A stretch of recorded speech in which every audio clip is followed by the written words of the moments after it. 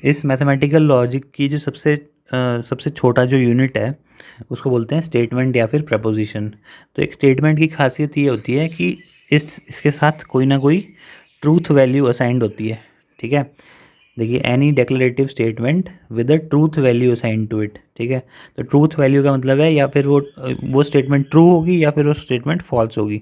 ठीक है, तो अब देखिए यहाँ पे मैंने दो स्टेटमेंट्स लिए हैं। एक स्टेटमेंट है सन राइज इन ईस्ट। ठीक है, आई डोंट केयर कि ये ट्रू है या फॉल्स है, लेकिन ये एक स्टेटमेंट है। क्यों? क्योंकि ये या तो ट्रू है या फिर फॉल्स है। ठीक है, और इन जनरल हमें पता है कि ये ट्रू स्टेटमेंट है। ठीक है, दूसरी स्टेटमेंट है कि capital of HP is Shimla. ठीक है, ये भी एक ट्रू स्टेटमेंट है। अगर ये फॉल्स भी होती ना तो still it will be called a statement और it will be called a proposition. तो प्रपोजिशन की खासियत ये है कि it can only take two values, either true और फॉल्स। ठीक है, तो अब जैसे ये वाली जो स्टेटमेंट है x is equal to Y plus one, अब हमें x और y की वैल्यू तो दी नहीं हुई है। ठीक है, तो अब हमें कोई अगर पूछे कि ये क्या ये ट्रू है या फॉल्स है तो हम नहीं बता सकते कि ये ट्रू है या फॉल्स है। ठीक है, तो इस वजह से, क्योंकि हम ये नहीं बता सकते कि ये ट्रू है कि फॉल्स है, तो इस वजह से हम इसको प्रपोजिशन नहीं डिक्लेयर करते। It is not a preposition.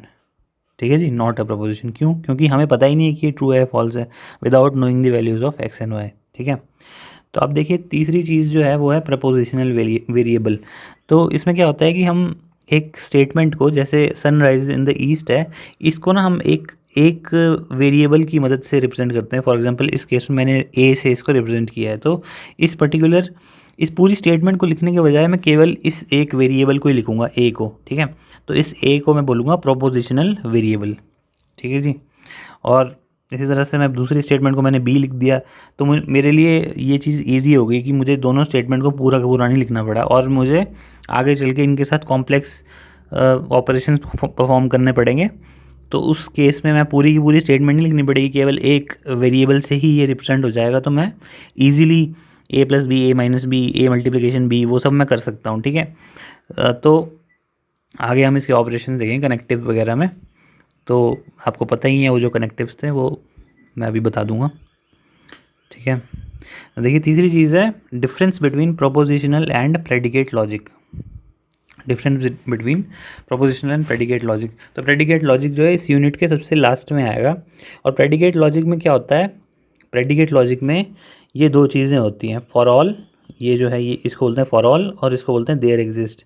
ठीक है, और जो प्रोपोजिशनल लॉजिक होता है उसमें ये क्वांटिफायर नहीं होता। इन दोनों को बेसिकली क्वांटिफायर बोलते हैं। तो प्रेडिकेट लॉजिक में क्वांटिफायर होते हैं और प्रोपोजिशनल लॉजिक में क्वांटिफायर नहीं होते हैं। ठीक है, तो क्वांटिफायर क्या होते हैं?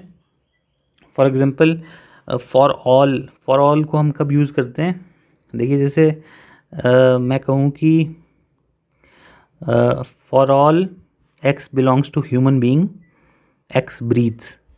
तो इसका मतलब मैं एक बार फिर से रिपीट करता हूँ, for all X belongs to human being, X breathes. ठीक है, तो मैं ऐसा लिख रहा हूँ कि सभी जितने भी एक्स हैं अगर वो ह्यूमन बीइंग है तो वो ब्रीथ करेंगे। ठीक है, for all X belongs to human being comma X breathes. ठीक है जी, तो ज़िंदा रहने के लिए सबको सांस लेना तो ज़रूरी है, तो इसलिए मैं फॉर ऑल का मतलब है पूरा का पूरा सेट की बात कर रहा हूँ मैं, कि पूरा पूरा सेट एक पर्टिकुलर प्रॉपर्टी को फुलफिल कर रहा है। ठीक है, और जो देयर एग्जिस्ट होता है वो होता है कि कोई एक या एक से ज़्यादा, there exist something that does something. ठीक है, तो तब मैं देयर एग्जिस्ट यानी कि कोई एक या एक से ज़्यादा चीज़ें एग्जिस्ट कर रही हैं जो उस कंडीशन को फुलफिल कर रही हैं, तब मैं देयर एग्जिस्ट का यूज़ करता हूँ। ठीक है जी, तो ये छोटा सा डिफरेंस था प्रोपोजिशनल और प्रेडिकेट लॉजिक के बीच में।